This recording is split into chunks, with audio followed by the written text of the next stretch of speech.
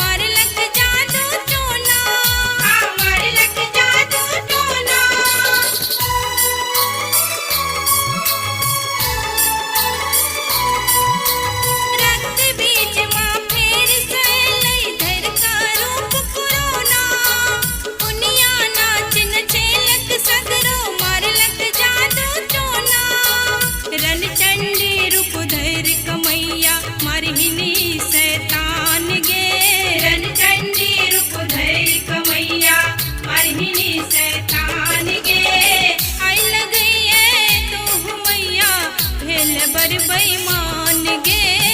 आई लगइए तो मैया भेल बर बेईमान गे।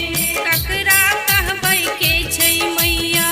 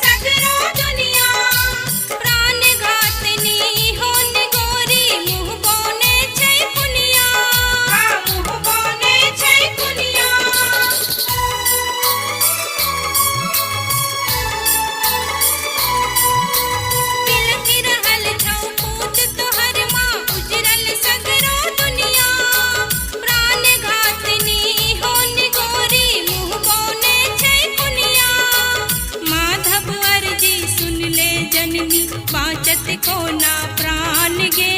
राधा की अर्जी सुन ले मैया बाचत कोना प्राण गे। आई लगइए तो मैया भेल बर बेईमान गे।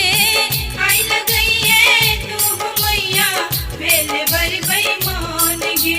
ककरा कहबै के छै मैया अपनो भेलैया।